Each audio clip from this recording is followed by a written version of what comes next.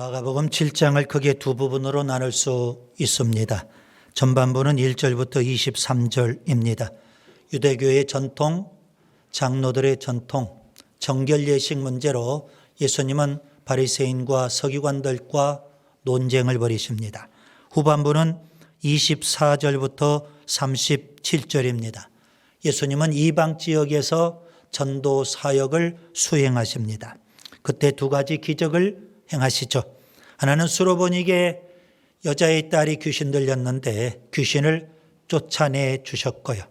또 하나는 귀가 먹고 말을 더듬는 장애인에게 에바다라고 말씀하시면서 장애를 고쳐주십니다. 예수님은 바리새인과 서기관들과의 논쟁을 통해서 그들의 잘못된 신앙을 신랄하게 지적을 하십니다.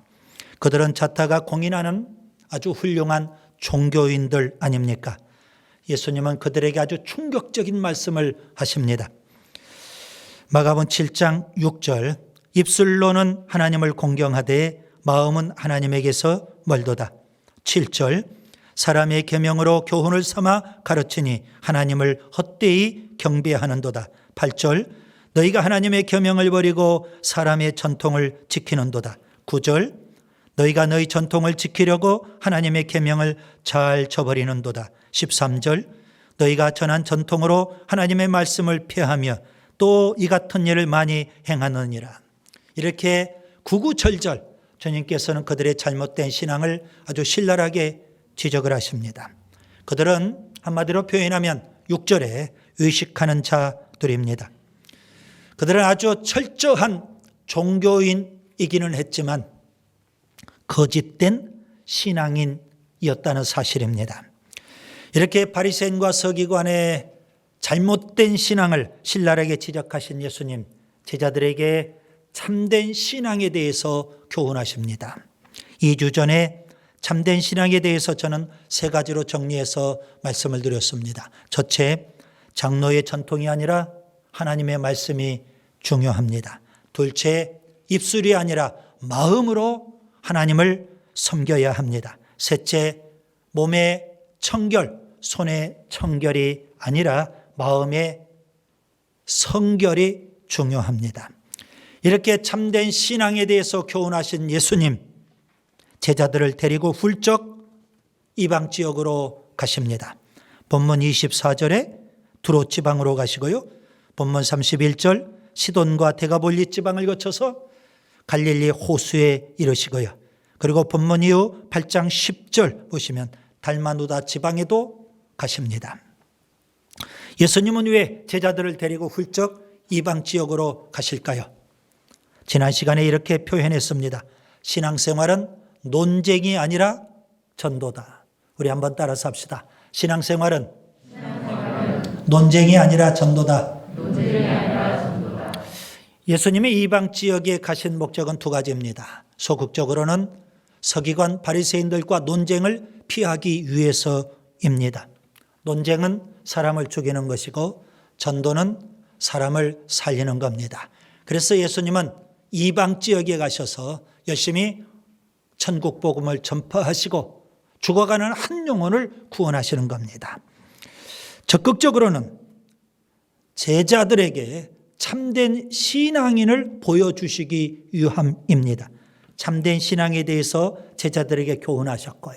이제는 참된 신앙인, 대표적으로 참된 신앙인 한 사람을 예수님이 보여주시는 겁니다. 예수님이 이방 지역에서, 유대 지역도 아니고 이방 지역에서 찾으신 참된 신앙인은 누구일까요? 오늘 본문에 나오는 수로보니게 여자입니다.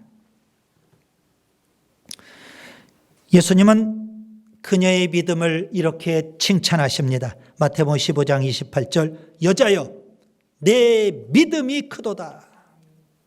그래서 오늘 설교 제목은 큰 믿음의 사람 이렇게 정했습니다. 마태복음 8장에 보면 예수님께서 가버나움에 가십니다. 그때 백부장 한 사람이 예수님을 급히 찾아옵니다. 예수님 앞에 간구합니다. 자기가 데리고 있는 하인이 중풍병에 걸렸는데 이 중풍병을 고쳐달라고 간구합니다. 예수님은 이렇게 말씀하십니다. 내가 가서 고쳐주리라. 직접 가서 고쳐주시겠다는 겁니다. 그때 백부장은 극구 사양합니다. 그리고 예수님에게 이렇게 말씀을 드리죠. 마태복음 8장 8절 9절 주여 내 집에 들어오심을 나는 감당하지 못하겠사오니 다만 말씀으로만 하옵소서. 그러면 내 하인이 낫겠사옵나이다. 나도 남의 수하에 있는 사람이요 내 아래에도 군사가 있으니 이더러 가라 하면 가고 저더러 오라 하면 오고 내 정도로 이것을 하라 하면 하나이다. 예수님은 백부장의 말을 들으시고 놀라워하십니다. 그리고 제자들에게 이렇게 말씀하십니다. 마태복음 8장 10절 이스라엘 중 아무에게서도 이만한 믿음을 보지 못하였노라. 예수님은 백부장의 믿음을 높이 평가하시고 칭찬해 주신 겁니다. 그는 바리새인 서기관도 아닙니다. 일반 유대인도 아닙니다. 이방인이었습니다. 그런데 주님은 그의 믿음을 칭찬하시고 높이 평가하신 겁니다. 오늘 수로보니게의 여자 예수님이 찾으시는 큰 믿음의 사람입니다. 그런데 여기서 여러분 우리가 오해하면 안 됩니다. 큰 믿음이라고 표현하기 때문에 믿음이 크다, 믿음이 작다, 믿음을 양적인 측면에서만 생각하면 안 된다는 말씀입니다.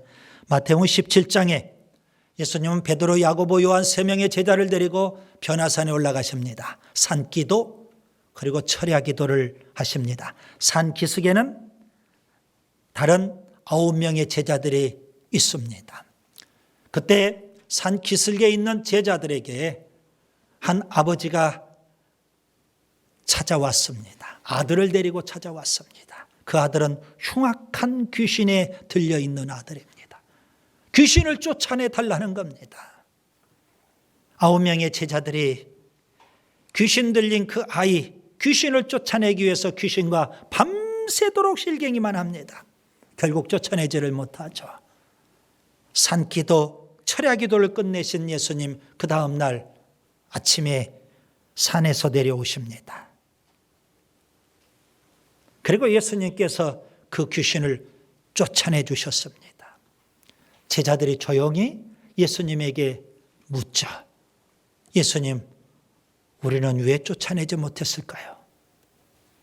그때 예수님께서 이렇게 말씀하십니다. 마태복음 17장 20절 너희 믿음이 작은 까닭이라.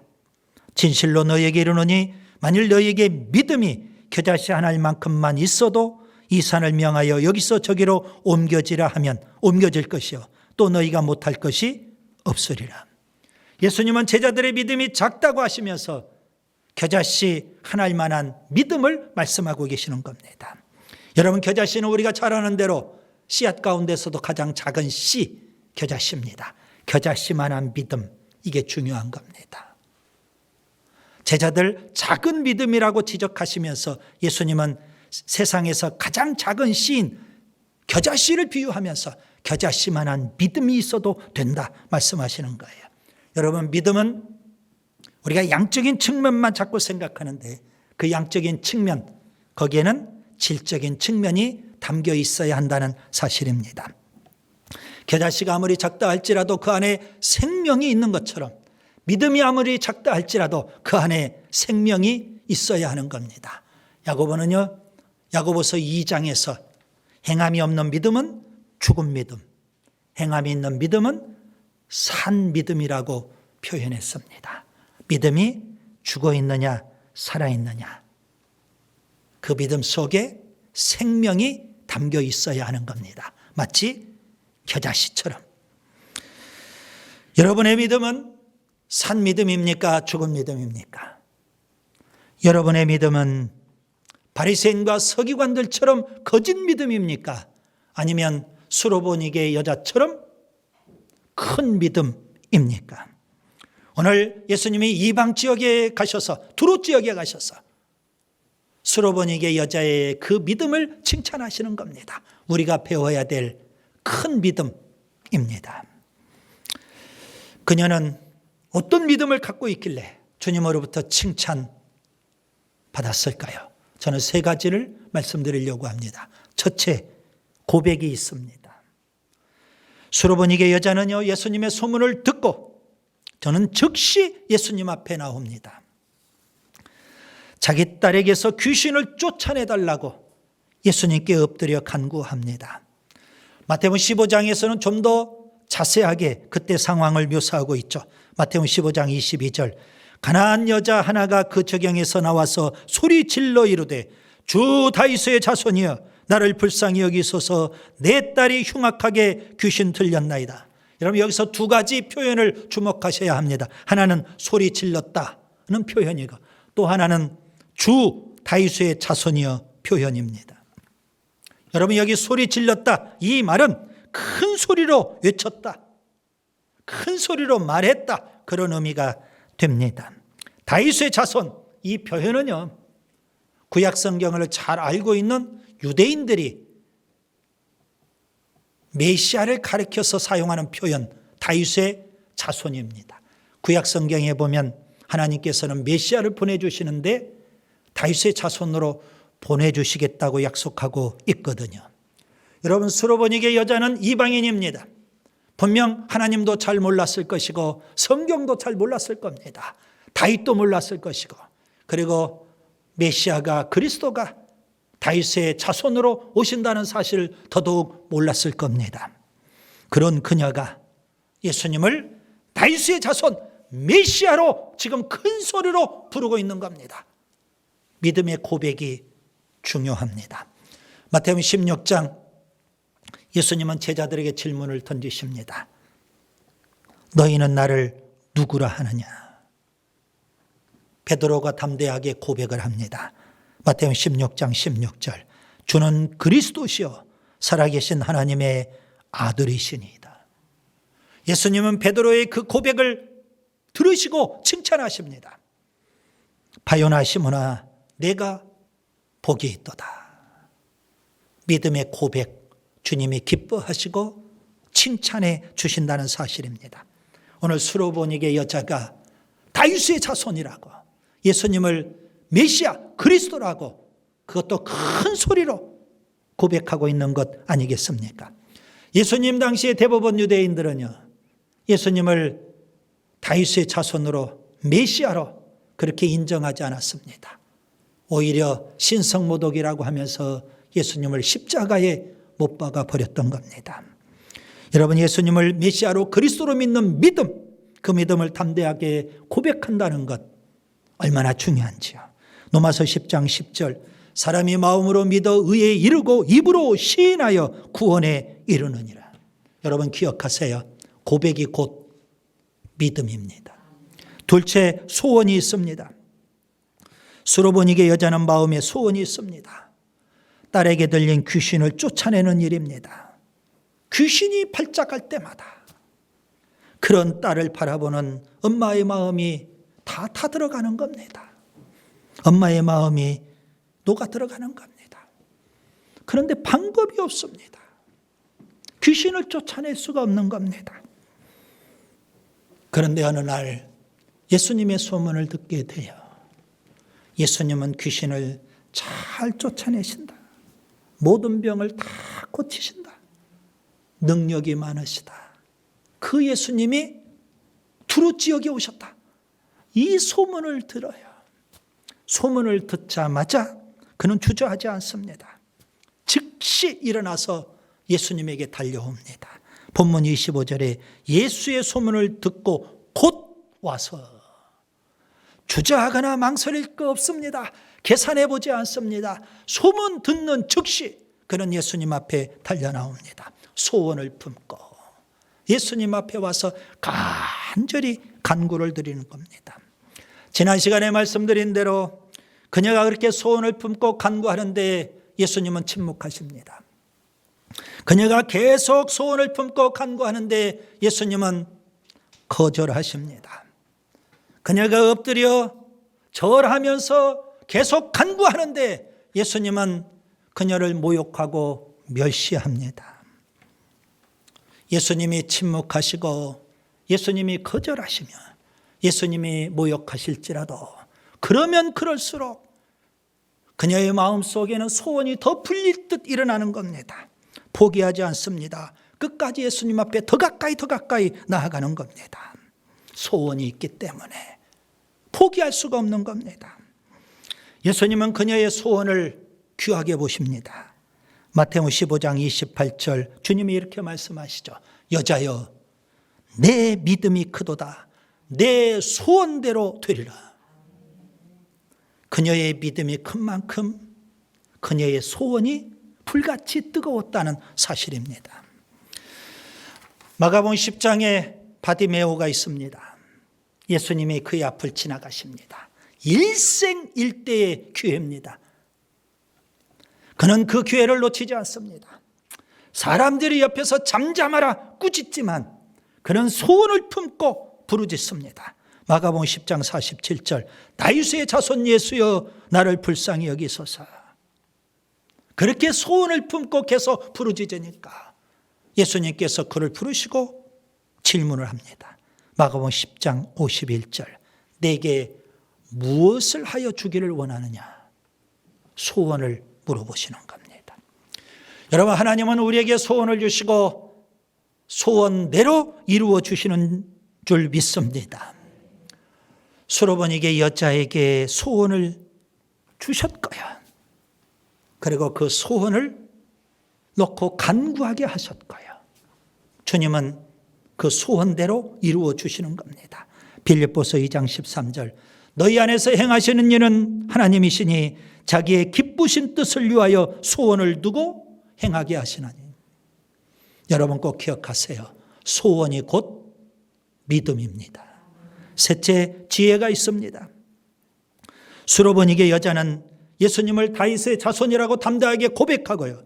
또 소원을 품고 계속 간구하고요. 그런데 예수님은 그녀의 믿음을 철저하게 검증하시는 겁니다. 그렇게 그녀가 계속 간구함에도 불구하고 예수님은 침묵하시고 거절하시며 멸시하고 모욕하십니다. 본문 27절을 보세요. 자녀로 먼저 배불리 먹게 할지니 자녀의 떡을 취하여 개들에게 던짐이 마땅치 아니하니라. 예수님은 그녀를 심히 모욕하고 멸시합니다. 그녀를 개 취급하십니다. 그런데도 불구하고 그녀의 반응이 예사롭지 않습니다. 시험 들지 않습니다. 분노하지 않습니다. 본문 28절 주여 올소이다마는 상아래 개들도 아이들이 먹는 부스러기를 먹나이다. 수로보니게 여자는요 예수님이 멸시하고 모욕하는 그 말씀을 겸손히 다 받아들입니다. 올소이다마는 예수님 말씀이 맞습니다.